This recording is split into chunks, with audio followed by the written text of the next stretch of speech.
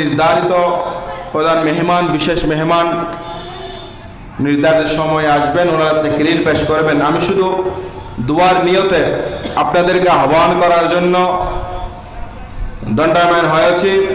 আপনাদের প্রত্যেকের প্রতি বিনীত আরজ, আপনারা প্রত্যেকে মেহফিলে চলে আসার জন্য বিনীতভাবে অনুরোধ করছি। আল্লাহ পাক আজকের আমাদের হাজিরিকে সোহাদায়ে কারবালা মাহফিলকে কবুল আর মঞ্জুর করুন। চশর বলেন আমিন। সালাতুন ইয়া রাসূলুল্লাহ আলাইকুম সালামুন ইয়া হাবিবাল্লাহ আলাইকুম সুলতানে কারবালা को हमारा सलाम हो, सुल्तान करबला को हमारा सलाम हो, जानान मुस्तफा को हमारा सलाम हो, सुल्तान करबला को अकबर के नाम जवान भी रंग में हुए शहीद, अकबर के नाम जवान भी रंग में हुए शहीद, हम शकील मुस्तफा को हमारा सलाम, हम शकील मुस्तफा को हमारा सलाम, सुल्तान करबला को हमारा सलाम, जानान मुस्तफा को हमारा सलाम, जानान मुस्तफा को हमारा सलाम। सलातुन या रसूलल्लाह सलामुन या हबीबल्लाह अलैकुम। সম্মানিত হাজিরিন, সোহাদায়ে কারবালা ইমাম হুসাইন রাদিয়াল্লাহু তাআলা আনহুর শাহাদাত ইয়াজিদের বাহিনীর কর্তৃক ইমাম হুসাইন রাদিয়াল্লাহু তাআলা আনহু সহ ৭২ জন সফর সঙ্গীকে নির্মমভাবে শাহাদাত বরণ করিয়েছেন। ইয়াজিদ মালউন, শয়তান, জালেম, সে হাজারো অত্যাচার নিপীড়ন করার পরও সে নিজেকে নির্দোষ দাবি করার জন্য অনেক চেষ্টা করেছিল, কিন্তু ইতিহাস কখনো মিথ্যা বলে না, ইতিহাস কখনো মিথ্যা সাক্ষ্য দেয় না। ইমাম হুসাইন রাদিয়াল্লাহু তাআলা আনহু কারবালার ময়দানে শাহাদাত বরণ করার পরও উনি আজও জিন্দা রয়েছেন। উচ্চস্বরে বলে সুবহানাল্লাহ। জিন্দা কেমনে হয়? ইমাম হুসাইন রাদিয়াল্লাহু তাআলা আনহুর দুইটা মাজার মুবারক রয়েছে, একটা ওনার মস্ত মুবারকের মাজার আর একটা ওনার জিসিম তথা দেহের মাজার। কিন্তু ইয়াজিদ শয়তান মালউন সে এমন ভাবে অভিশপ্ত হয়েছে, সে তার মৃত্যু মদ্যপান অবস্থায় জেনা করতে গিয়ে, সেই জেনা যার সাথে করতে গিয়ে তার হাতে কি হয়েছে, তার হাতে সেই মৃত্যুবরণ করেছে, জাহান্নামে পতিত হয়েছে লাঞ্ছিত অবস্থায়। এমন একটা জায়গায় সে মদ্যপান করতে গিয়েছিল, যেই জায়গার মধ্যে স্বাভাবিক মানুষজনের আসা যাওয়া ছিল না, সেই জায়গার মধ্যে পাহাড়ের পাদদেশে সেই ইয়াজিদ আপনার সেখানে মদ্যপান অবস্থায়, জেনা অবস্থায়, জানে অবস্থায় মৃত্যুবরণ করেছিল। মৃত্যুবরণ করার পর সেই এজিদের জানাজা হয়নি, সেই এজিদ সেখানে পচে মরে পচে যাওয়া অবস্থা হয়েছিল। পরে তার সৈন্যবাহিনীরা এক পর্যায়ে তাকে খুঁজতে খুঁজতে পাহাড়ের পাদদেশে গিয়ে পেল এবং সেখান থেকে এনে তাকে মাটিতে নিচু একটা জায়গায় কবরস্থানের পাশে তাকে দাফন করেছে। দাফন করার পর সে নিজেকে মৃত্যুর পরও সে নিজেকে হেফাজত করতে পারে নাই, সে লাঞ্ছিত হয়েছে। মানুষ তার কবরে যেই যাচ্ছে, যেই কবর পেয়েছে, ইয়েজিদের এই কবর এই জায়গার মধ্যে রয়েছে, সেই সেখানে গিয়ে তার যার যা ছিল, জুতা থেকে শুরু করে, থুতু নিক্ষেপ থেকে শুরু করে, মূত্র ত্যাগ থেকে শুরু করে সবকিছু তার কবরের উপর করতে লাগলো। এক পর্যায়ে যখন অবস্থা খারাপের দিকে, তখন তার সৈন্যবাহিনীরা তার যেই হাড্ডি গুড্ডি যেগুলো ছিল সেগুলো নিয়ে অন্য একটা জায়গায় বা সেগুলো পুড়ে ফেলেছিল, যাতে কেউ আর করতে না পারে, অত্যাচার করতে না পারে। দেখেন, ইয়াজিদ বলেছিল যে আমি যখন মৃত্যুবরণ করব, আমাকে যেন দাফন করা না হয়, আমাকে যেন পুড়ে ফেলা হয়। কারণ কি? কারণ হচ্ছে ইয়াজিদ যখন মক্কা শরীফে হামলা করেছিল, মক্কা শরীফের যে কালো গিলাফ, সেই কালো গিলাফ তার আগুনের দেওয়া আগুনে পুড়ে গিয়েছিল। সেখানে হযরত ইব্রাহিম আলাইহিস সালাম যে ইসমাইল আলাইহিস সালামকে জবাই করতে গিয়ে পাহাড়ের পাদদেশে যে দুব্বা বেহেশত থেকে আল্লাহ পাক পাঠিয়েছেন, সে দুব্বার শিংটা বর্তমান কাবা শরীফের এক কোণায় ছিল। তো সেই শিংটা কাবা শরীফের এক কোণায় থাকার পর যখন ইয়াজিদ আগুন দিয়েছিল, আগুনের তেজে সেই আল্লাহর খানে কাবার কালো গিলাফ তো পুড়ে গিয়েছে, সেই শিংটাও কি হয়েছে, পুড়ে গিয়েছিল। তো মক্কা শরীফ হামলার পর তার যে সেনাপতি ছিল, সেই সেনাপতি মারা গিয়েছে। তার একজন নতুন সেনাপতি দরকার। নতুন সেনাপতি কাকে দিবে? সে ডিক্লার দিল যে কে হতে চায় আমার নতুন সেনাপতি। তখন যুবক থেকে কেউ সাড়া দেয়নি। একজন বৃদ্ধ, 80 বছরের একজন বৃদ্ধ, সে বলছে আমি আপনার কি হব? সেনাপতি হব। 80 বছরের বৃদ্ধ সেনাপতি হয়ে মদিনা শরীফে আক্রমণ চালিয়েছে। মদিনা শরীফে 3 দিন যাবত নামাজ বন্ধ ছিল, আজান বন্ধ ছিল। সে জালেম আপনার মসজিদের নববীর আজান বন্ধ করে দিয়েছিল, নামাজ বন্ধ করে দিয়েছিল।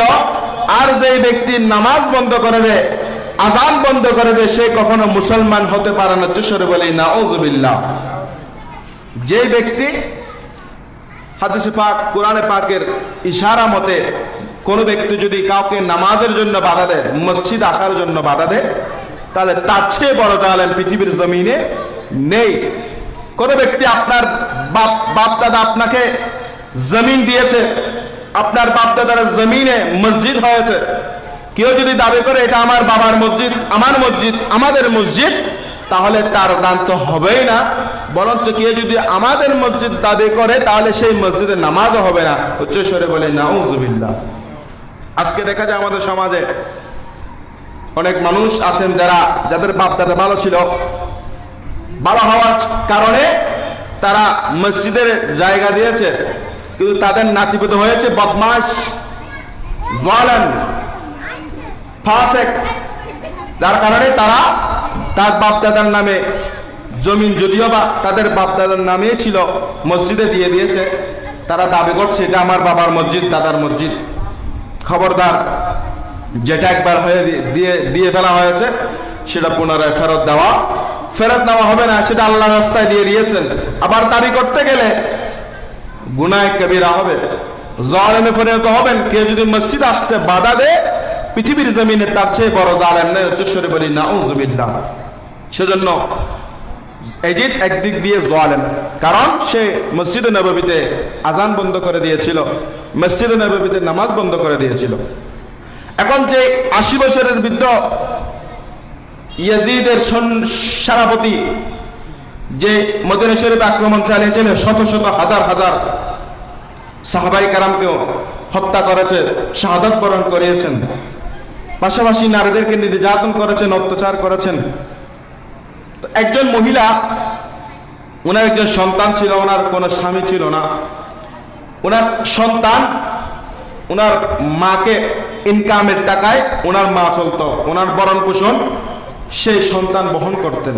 কিন্তু ইয়াজিদ বাহিনী যখন হামলা চালিয়েছিল তখন সেই সন্তান শাহাদাত বরণ করেছেন। এখন মা অসহায় হয়ে গিয়েছেন, যেহেতু একদিকে স্বামী নেই, অন্যদিকে ওনার সন্তান, একমাত্র সন্তান, তাকেও হত্যা করা হয়েছে, শাহাদাত বরণ করা হয়েছে। তখন মা আক্ষেপে খুবই থাকতে না পেরে আল্লাহর দরবারে ফরিয়াদ করেছে, শপথ করেছে যে এই সেনাপতিকে যদি আমি পাই তাহলে আমি তাকে ফুড়ে ফেলবো। উচ্চস্বরে বলি নাউযুবিল্লাহ। ফুড়ে ফেলার সেই শপথ করেছে। সেই মহিলা শপথ করার পর ইয়াজিদ বাহিনী, সেই বৃদ্ধ 80 বছরের বৃদ্ধ, সেও আপনার মক্কা শরীফ থেকে আবার ইয়াজিদের কাছে চলে যাচ্ছে। যাওয়ার পক্কালে মক্কা মদিনা শরীফের এরিয়া পার হওয়ার সময় সেই বৃদ্ধ 80 বছরের বৃদ্ধ কি হয়েছে?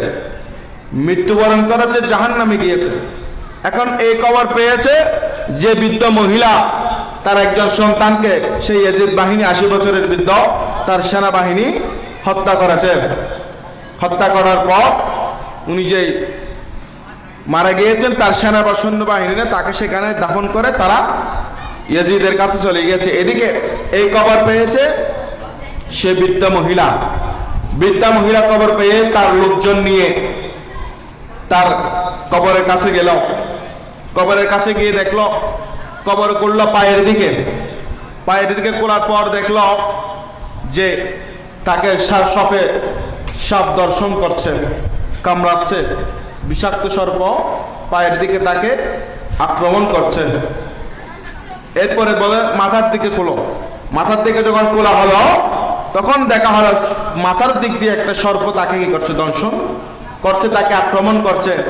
তখন ওই বৃদ্ধ মহিলা বলল, আমি যে শপথ করেছি আমার শপথ আমাকে পালন আদায় করতে হবে। তাকে যে কোনো অবস্থায়, যে কোনো পরিস্থিতিতে, যে কোনো ভাবে তাকে আমি পুড়ে ফেলবো। কিন্তু আর সেই সাপগুলো যখন যাচ্ছে না, শত চেষ্টার পরে সে বৃদ্ধা মহিলা আল্লাহর দরবারে ফরিয়াদ করলো, আল্লাহ পাকের দরবারে ফরিয়াদ করলো যে সাপগুলো যাতে চলে যায়, সাপগুলো যাতে চলে যায়। তখন ওনার ফরিয়াদের পর সাপগুলো চলে গেলে সেই বৃদ্ধকে, সেনাপতি বৃদ্ধকে উপরে তুলে তাকে আগুনে নিক্ষেপ করে জ্বালিয়ে ফেললো।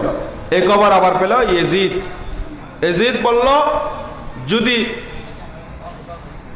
যেভাবে আমার সেনাপতিকে এই ইয়াজিদ আমার সঠিক দল আহলে সুন্নাত ওয়াল জামাত তথা আহলে বাইতের মহব্বত যারা করেন তারা যদি খবর পায় আমি মারা গিয়েছি, তাহলে তারা আমার আস্ত রাখবে না, আমাকে জ্বালিয়ে ফুড়ে ফেলবে। সুতরাং তারা জ্বালানো হচ্ছে, আমি জ্বলে যাওয়া উত্তম। সেজন্য ইয়াজিদ ওসিয়ত করেছিল তাকে যাতে কি করে বলা হয়? পুড়ে ফেলা হয়। আল্লাহ পাক রব্বুল আলামিন সেই ইয়াজিদকে এখনো ভালো মানুষ বলছে, সেরকম মানুষ পয়দা হয়ে উচ্চস্বরে বলি নাউযুবিল্লাহ। ইয়াজিদকে ভালো মানুষ বলা সেটা কাদের আলামত? খারিজিদের আলামত। হযরত আলী কারামাল্লাহু ওয়াজহা বলেছেন যে আমাকে কেন্দ্র করে দুইটা দল পরিণত হবে। একটা হলো, একটা দল আমাকে বেশি মহব্বত করে তারা শিয়া হয়ে যাবে, আর একটি দল আমাকে মহব্বত না করে, ঘৃণা করে, আমাকে আমার সাথে দুশ্মনী করে তারা খারিজি হয়ে যাবে। ঠিক তেমনি ভাবে বর্তমান জামানায়, বর্তমান পরিস্থিতিতে দুইটা ফেরকা আমরা দেখতে পাচ্ছি। যে ফেরকা, এক ফেরকা ইয়াজিদকে ভালো মানুষ বলছে, আরেক ফেরকা ইয়াজিদের কারণে আপনার ইয়াজিদের আব্বা হযরত আমির মুয়াবিয়া রাদিয়াল্লাহু তাআলা আনহুকে দোষী করছে, অর্থাৎ ওনাকে সাহাবী মানতে অনেকে রাজি হচ্ছে না। যার কারণে রাজি না হওয়ার কারণে দুটি ফেরকায় পরিণত হয়েছে। একটি ফেরকা বেশি মহব্বত করতে গিয়ে, আরেকটি ফেরকা মহব্বত দুশ্মনী করতে গিয়ে। আমরা কোনো দলের মধ্যে নাই, দুশ্মনীও নাই, অতি মহব্বতও নেই। আমরা হচ্ছে আকীদা আহলে সুন্নাত ওয়াল জামাত, হযরত আলী রাদিয়াল্লাহু তাআলা আনহু হলো চতুর্থ খলিফা। এটা আমাদের আকীদা, এটা আমাদের বিশ্বাস। কিন্তু হযরত আবু বকর সিদ্দিক রাদিয়াল্লাহু তাআলা আনহু প্রথম খলিফা, দ্বিতীয় হযরত ওমর ফারুক রাদিয়াল্লাহু তাআলা আনহু দ্বিতীয় খলিফা, হযরত উসমান যুন্নুরাইন তৃতীয় খলিফা, হযরত আলী কাররামাল্লাহু ওয়াজহা চতুর্থ খলিফা। এটা আহলে সুন্নাত ওয়াল জামাতের আকীদা। উচ্চ স্বরে বলে সুবহানাল্লাহ। এর বাইরে যদি কেউ কম বেশি করে তাহলে তার আকীদার মধ্যে গরমিল এসে যাবে, সে সঠিক পথ থেকে বিচ্যুত হয়ে যাবে। উচ্চ স্বরে বলি নাউযুবিল্লাহ। সালাতুন ইয়া রাসূলুল্লাহ আলাইকুম সালামুন ইয়া হাবিবাল্লাহ আলাইকুম দুশমন আহমদ বশিদ্দত कीजिए मुल्हदों की क्या मरोवत कीजिए सलातुन या रसूलल्लाह अलैकुम सलाम या हबीबल्लाह अलैकुम अल्लाह अल्लाह क्या मुबारक नाम है अल्लाह अल्लाह मोमिनों का जिक्र है सलातुन या रसूलल्लाह अलैकुम सलामुन या हबीबल्लाह अलैकुम। মুআজ্জিজ মুহতারাম, সম্মানিত এলাকাবাসী, আমি আপনাদের প্রতি বিনীত আরজ করব, আমাদের বিশেষ মেহমান অল্প কিছুক্ষণের মধ্যে আমাদের মাঝে উপস্থিত হবেন।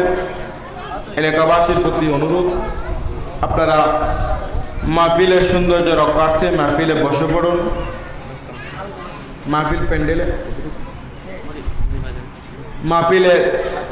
মাহফিলের সৌন্দর্য রক্ষার্থে আমাদের বিশেষ মেহমান ইতিমধ্যে অল্প কিছুক্ষণের মধ্যে আমাদের মাঝে তশরিফ আনবেন। ওনার তশরিফ আওয়ারের সাথে সাথে আমার তাকরীর ইটিটা আনবো। সুতরাং আপনারা এখনো যারা বাহিরে অবস্থান করছেন প্রত্যেকের প্রতি বিনীত আরজ, আজকের এই ৩৯তম শাহাদায়ে কারবালার মাহফিল এটা এমনি এমনি হয় নাই, অনেক ত্যাগ তিতিক্ষা আজকের যুবক ভাইদের ব্যবস্থাপনায়, করোনাঙ্গা সুন্নি যুব সমাজের ব্যবস্থাপনায় প্রতি মাসে প্রতি বছরে যে ওনারা এই আয়োজনটা করে আসছেন, ওনাদের প্রতি কৃতজ্ঞতা। আহলে বাইতে রাসূলের স্মরণ যদি না হয় তাহলে আমরা আকীদা থেকে বিচ্যুত হয়ে যাব। আকীদা যদি ঠিক না হয় আমরা আমাদের নামাজ, আমাদের তাসবিহ তাহলিল, কোরআন তেলাওয়াত কিছুই কাজে আসবে না। ইয়াজিদ বাহিনী যখন আমার ইমাম হুসাইন রাদিয়াল্লাহু তাআলা আনহুকে শাহাদাত বরণ করার আগ মুহূর্তে সীমার যখন ওনার বুকের মধ্যে উঠে গেল, এক্ষুনি তালোয়ার চালিয়ে দেবে, দ্বিখণ্ডিত করে ফেলবে মাথা মুবারক। সেই মুহূর্তে আজানের সময় হয়েছে, জুমার নামাজের সময় হয়েছে। ইমাম হুসাইন রাদিয়াল্লাহু তাআলা বলছেন, হে সীমার, তুমি আমাকে জবাই করবে আমি জানি, আমাকে আমার নানাজান বলেছেন। তার প্রমাণ স্বরূপ আমি বলতে চাই, তোমার শরীরের বুকের মধ্যে কোনো লোম নেই, তুমি কি সেটা জানো কিনা? বলছে হ্যাঁ, আমার বুকের মধ্যে কোনো লোম নেই। তার নামও ইমাম হুসাইন রাদিয়াল্লাহু তাআলা বলে দিয়েছেন। বলে দেওয়ার পরে ইমাম হুসাইন রাদিয়াল্লাহু তাআলা আনহু বললেন, আজকের জুমার দিন আমার বালক অবস্থা থেকে শুরু করে আমার কোনো নামাজ আজ পর্যন্ত কদা হয়নি। সুতরাং আমি চাই না আমার আজকের জুমার জামাত, যেহেতু আমার জন্য, আমি মুসাফির, আমার জন্য ফরজ নয়, জুহুরের নামাজও আমার জন্য 2 রাকাত কসর করা হয়েছে মুসাফির হিসেবে।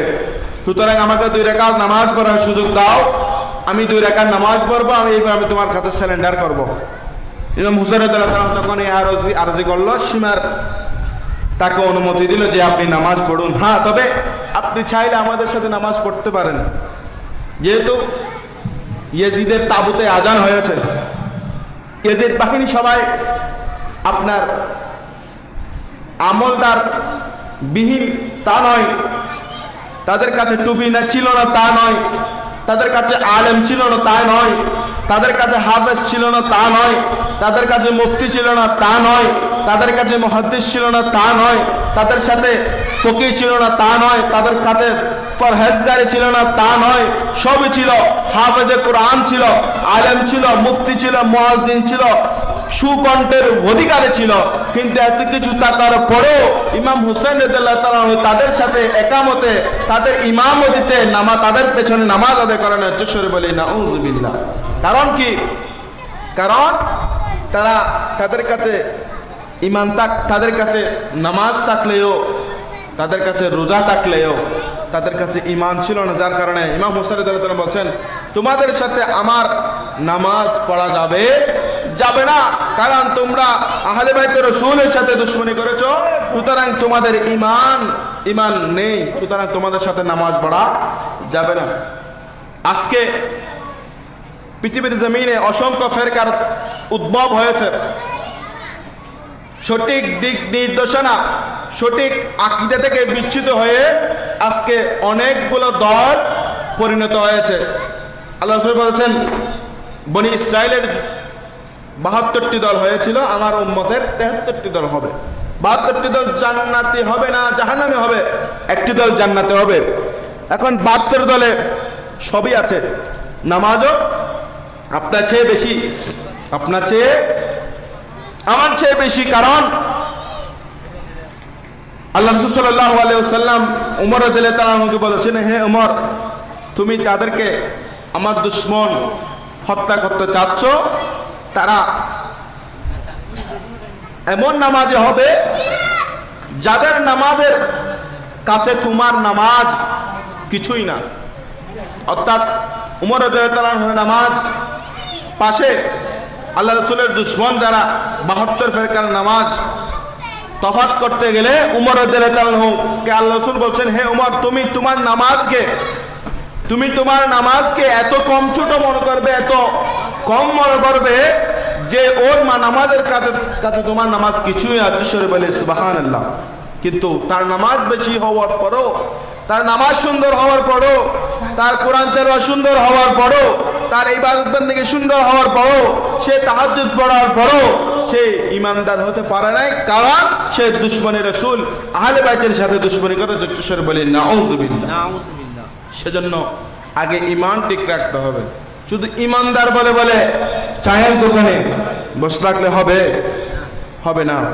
ইমানদার বলার পরে আপনাকে 5 ওয়াক্ত নামাজ আদায় করতে হবে, রোজা আদায় করতে হবে, যাকাত আদায় করতে হবে, হজের সময় হলে হজ ফরজ হলে হজ আদায় করতে হবে। যে বিষয়টা আমরা দূরে আছি, যে বিষয়টা থেকে শহীদে কারবালার যে শিক্ষা, সেটা হচ্ছে জিহাদ। আল্লাহ পাক বলছেন, ওয়াজাহিদু ফি সাবিলিল্লাহ, তোমরা আল্লাহর রাস্তায় জিহাদ করো। আজকে আপনার ছেলে যখন বলবে, বাবা আমি নামাজ পড়বো, বলছে বাবা যাও নামাজ পড়তে যাও। ছোট বাচ্চা এখনো বালেগ হয় নাই, বলছে বাবা আমি রোজা রাখবো, বলছে রাখো, ভালো কাজ। বলছে আমি জুমার নামাজ পড়তে যাবো, বলছে রাখো, যাও জুমার নামাজ পড়তে যাও। ছেলে যখন যুবক হয়েছে, বলছে বাবা আমি জিহাদ করতে যাবো, বলছে বাবা যাইও না, কারণ তুমি গেলে তুমি আমার একমাত্র সন্তান শহীদ হয়ে যাবে, তুমি চলে গেলে আমি কি পাবো, আমি কি খাবো, আমি কি ঘুমাবো, তুমি আমার একমাত্র সন্তান। খোদার কসম ইমানের দুর্বলতা রয়েছে। কারণ জিহাদ সেটাও ফরজ, নামাজ যেভাবে ফরজ, রোজা যেভাবে ফরজ। আপনার ছেলে যুবক বালক অবস্থায় রোজা রাখতে চেয়েছে, আপনি রাখতে দিলেন, কিন্তু যুবক অবস্থায় আপনার ছেলের উপর যখন জিহাদ ফরজ হয়েছে, আপনি বলছেন না আমার একমাত্র সন্তান, আমি তোমাকে জিহাদ করতে দিব না। হায় হায়, এজিদ বাহিনী যখন আমার শহীদে কারবালার 72 জনকে যখন কি করে ফেলেছে, গিরে ফেলেছে তাঁবুর মধ্যে, আমার আহলে বাইতের সদস্যরা ওনাদের ছোট ছোট সন্তানদেরকে, আলী আকবরকে আপনার মা নিজে কি করেছেন, জিহাদের ময়দানে পাঠিয়েছেন। বলছে বাবা যাও, ইমাম হোসেন আজকে একা হয়ে গেছে, তার সাথে তোমরা কি হও, সঙ্গে হয়ে যাও। আজকে আমাদের মা বাবারা বলবে বাবা যেও না, সেখানে গেলে তুমি আক্রমণের শিকার হবে, তুমি শহীদ হয়ে যাবে, তুমি চলে গেলে আমি ছেলে কোথায় পাবো। আজকে আমরা জিহাদ থেকে দূরে আছি। জিহাদ সেটাও ফরজ। যদি ইসলামের জন্য ডাক আসে, আমাদেরকে জিহাদের মাঠেও নামতে হবে। চলে বলি সুবহানাল্লাহ।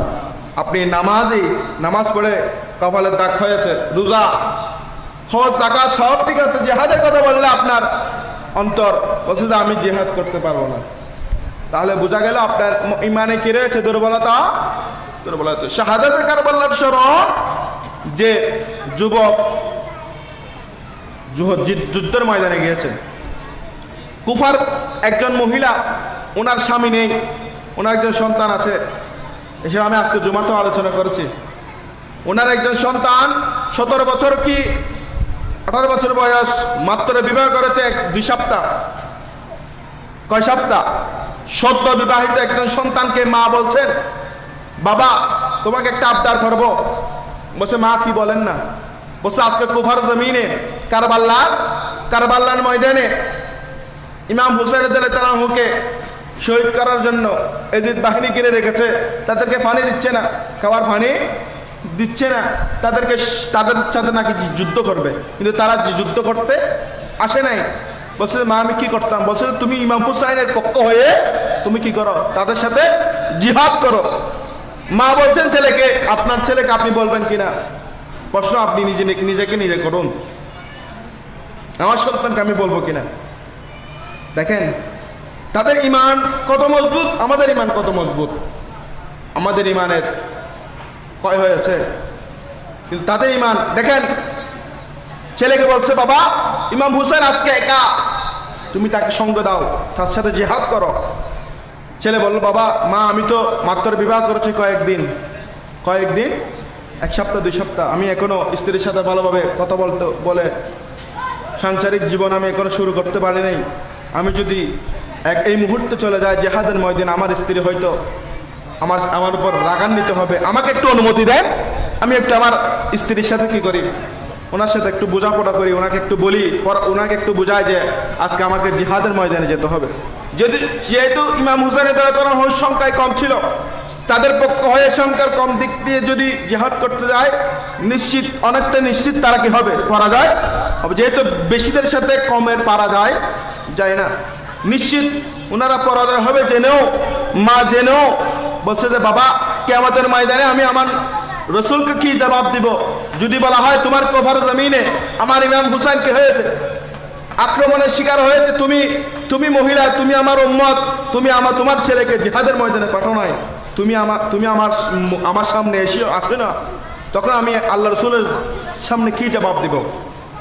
সে বয়ে উনি বলছেন, ছেলে তুমি সদ্য বিবাহ, আমি জানি তোমার স্ত্রী থেকে তুমি পরামর্শ নিতে যাইবে, সেটা ঠিক আছে, কিন্তু তোমার স্ত্রী হয়তো নতুন, তোমার মহব্বত বেড়ে যাবে, তোমার স্ত্রীর প্রতি মহব্বত বেড়ে যাওয়ার কারণে তুমি হয়তো জিহাদে যেতে পারবে না, তুমি তোমার স্ত্রীর কাছে যাই না, তুমি এখনই কি হয়ে যাও, রওনা হয়ে যাও। তখন ছেলে বলল, মা আমি আমার স্ত্রীকে বোঝাবো, যদি আমার স্ত্রী আমাকে অনুমতি না দেয় আমি স্ত্রীকে বুঝাবো। তারপর উনি স্ত্রীর কাছে গেলেন, বলছে যে এরকম সমস্যা, আমাকে কারবালার ময়দানে যেতে হবে। স্ত্রী বললেন, আমার কোনো আপত্তি। দেখেন আজকের এই মুহূর্তে আপনি যদি আপনার স্ত্রীকে জিজ্ঞাসা করেন মাহফিলে 100 টাকা দিব কিনা, 1000 টাকা দিব কিনা, সদাই কারবালার মাহফিলে 2000 টাকা দিব কিনা, আপনার স্ত্রী বলবে এত টাকা কি জন্য দিতে হয়? 100 টাকা দিলেই তো হয়। 100 টাকা 150 টাকা 50 টাকা দিয়ে দেন না, 2000 টাকা কি জন্য দিতে হবে? ইমানের দুর্বলতার কথা বলছি। সে স্ত্রী বলেছিল, স্বামী আপনার সাথে আমার বেশি দিন হয় নাই, বিবাহ হয়েছে, আপনি কারবালার ময়দানে যাবেন, আমি খুশি, কিন্তু আমার একটা ওয়াদা, আমার একটা অনুরোধ, আপনি আমাকে নিয়ে যান। সুবহানাল্লাহ। বলছে আমাকে কি করে যান? আমাকে সহ যুদ্ধের ময়দানে নিয়ে যান। আহলে বাইতে রাসূল যারা এসেছেন মহিলারা, ওনাদেরকে আমি সেবা করব, ওনাদেরকে আমি কি করব? সেবা করব। মা, স্ত্রী, পুত্র 3 জনেই কারবালার ময়দানে উপস্থিত হয়েছেন। আল্লাহর রসুলের নাতি ইমাম হুসাইন রাদিয়াল্লাহু তাআলা দরবারে আসলেন, বলছে যে আমি আপনার কদমে আমার ছেলেকে কি করছেন? সুবর্দ করলাম, আপনি আমার সন্তানকে কোথায় পাঠান? কারবালার ময়দানে জিহাদ করতে পাঠান। তখন ইমাম হুসাইন রাদিয়াল্লাহু তাআলা প্রথমে নারাজ না বললেও পরবর্তী বলছেন যে ঠিক আছে, সেই কোথায় যাবে? জিহাদের ময়দানে যাবে। পরবর্তী সে জিহাদের ময়দানে গেল, জিহাদ করতে এক পর্যায়ে সে কি হয়? শাহাদাত বরণ করেছেন। ইন্না লিল্লাহি ওয়া ইন্না ইলাইহি রাজিউন। শাহাদাত বরণ করার পর উনি আবার খবর আসলো যে অমুক কি হয়েছে, শাহাদাত বরণ করছে। এই কথা শুনে স্ত্রী কান্না করতে করতে ব্যথা সহ্য করতে না পারে সে কি করেছে, ইন্তেকাল করেছে। ইন্না লিল্লাহি ওয়া ইন্না ইলাইহি রাজিউন। এখান থেকে আমাদের শিক্ষা, জিহাদ বললাম না দূরে থাকবো, দূরে থাকবো নাকি কাছে থাকবো?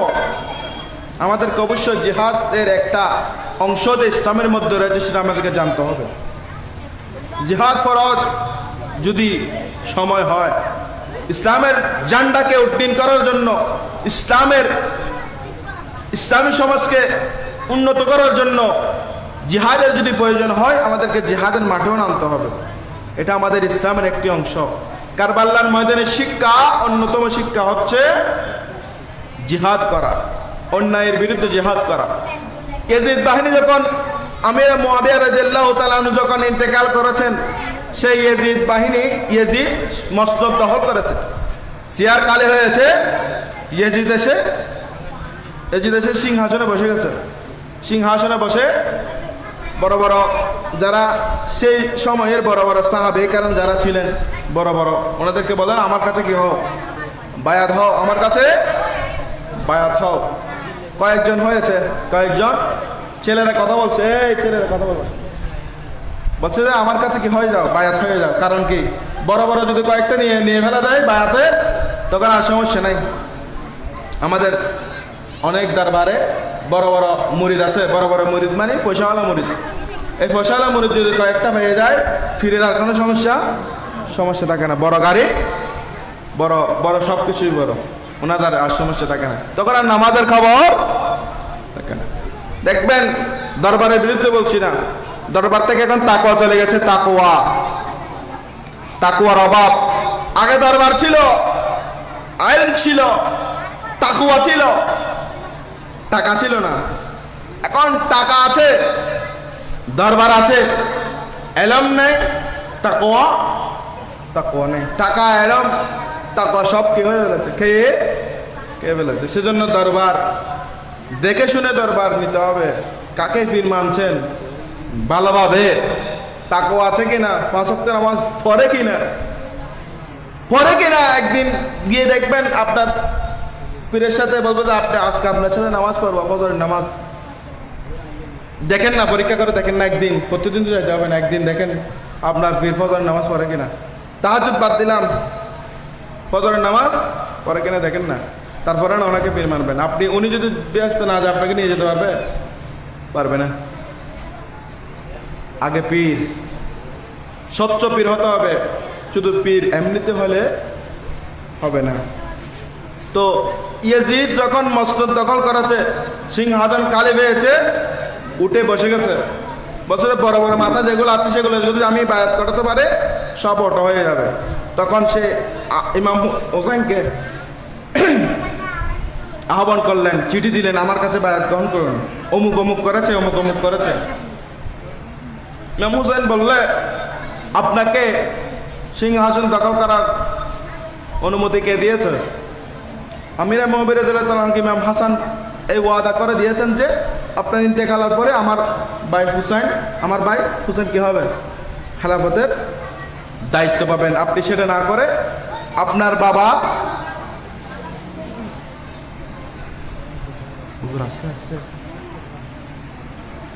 সালাতুনিয়া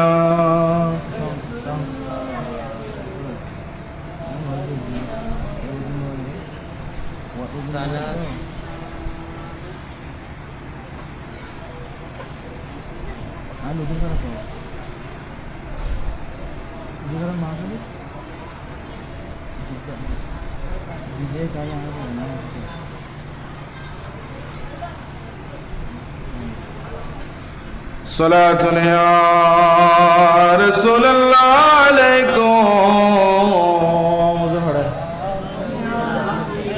दुश्मन अहमद पे शिद्दत कीजिए, मुल्हिदों की क्या मरोवत कीजिए।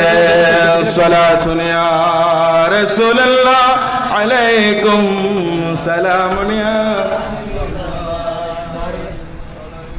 নারে তাকবীর, আল্লাহু আকবার, নারে রিসালাত, ইয়া রাসূলুল্লাহ সাল্লাল্লাহু নারে গাউসিয়া। ইয়া গাউসুল আযম দস্তগীর।